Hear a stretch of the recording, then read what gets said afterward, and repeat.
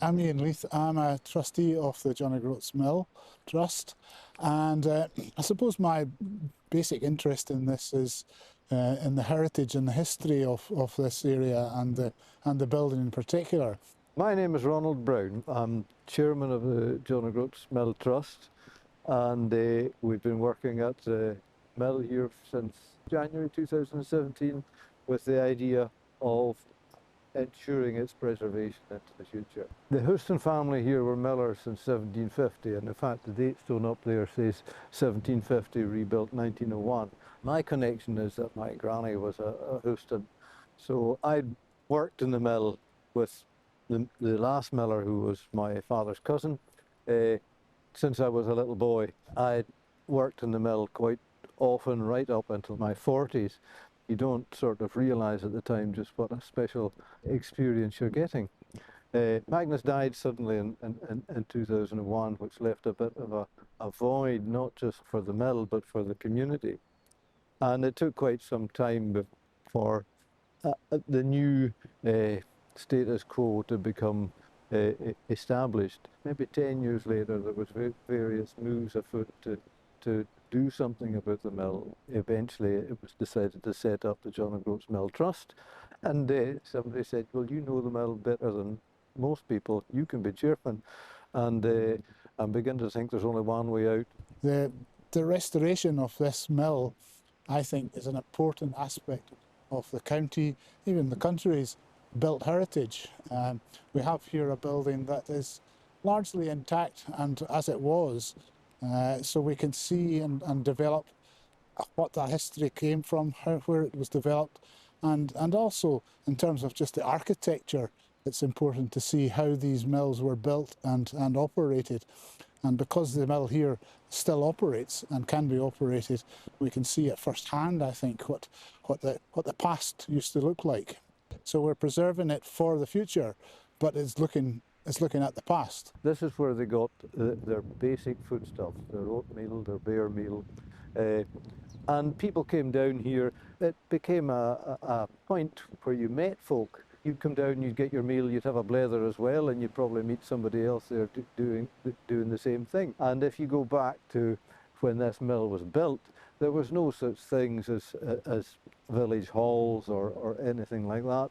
There was no electric light. People lived in tiny button bend cottages. There'd be 3 generations in a cottage. So young folk in particular enjoyed any opportunity they could get to get away from under the feet of their parents. So the mill was a space where young people could meet. Say 100 years ago, that was your youth club. People would go there and there'd be all sorts of nonsense happening there of a night. It was the only place that people could go outside of their own homes. These folk memories still exist. You know, we're showing how milling used to happen and used to work, but it produces meal that people can actually buy and use now. It won't work commercially, but we'll work it on high days and holidays, and to keep the skills alive. It'll also be a visitor centre because we're in John O'Groats. We're right on the North Coast 500, and we think it'll be very popular.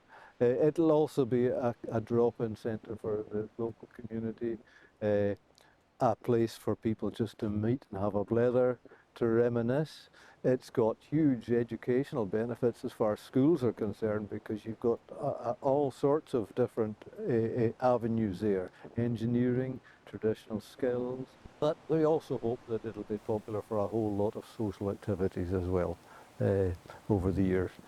The process then became difficult in some respects because we were treading into new ground for many of us in terms of finding funders and finding funding, negotiating with people, working along with other people. I think one of the strengths here too is that we, as a wider community, there's a lot of connections with other heritage groups and heritage things. So that has helped us to understand, and certainly should give a plug to the Barony Mill in Orkney in that respect, because they were able to, you know, they've been through this, so they were able to help in many ways. A steep learning curve and also a pleasurable one. We've had to do a lot of community discussion, community exploration. If we were going to go ahead and try to preserve the mill, did the community want that? And if so, what did they want the mill to do? And we put a lot of work into that. And it's very much the community's mill. It wouldn't have happened if the community hadn't been behind it, the community hadn't said what they wanted. So it will always be the community's mill. And it will always be for the community to decide what happens to it over the years. I think, you know, we've got something here that's unique, but yet will serve the community of the John O'Groats area economically and historically. I don't think there's any doubt that the community love this building and believe in it. So I think they will support it. But I think there is a slightly wider connection as well.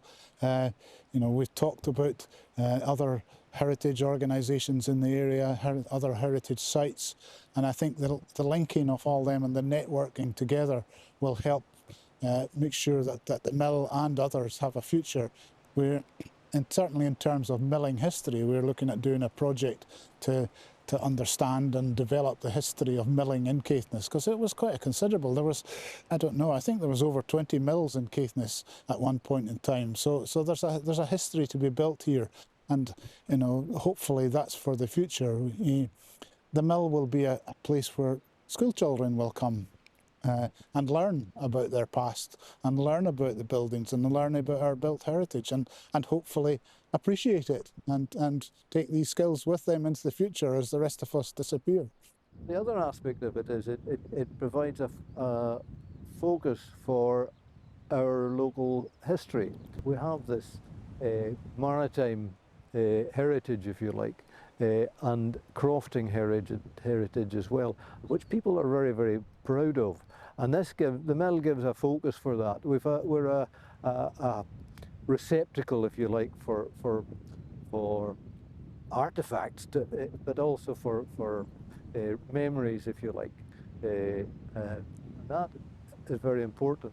The other aspect of it is if you're going to have people living here, you've got to have an economy that makes them want to stay here. And the mill will provide a certain amount of employment directly, but John O'Groats relies on a seasonal tourist industry, and we have a lot of people who come to John O'Groats and take that off and disappear, shall we say, politely, very quickly, and they don't contribute anything to the community at all. But you have to provide things that they want to see. If people take a bit longer to spend in one place, they do contribute to the local economy in a much greater way. So there's direct employment through the mill, but there's also the indirect bonus to the community economy, making it an attractive place to stay a while.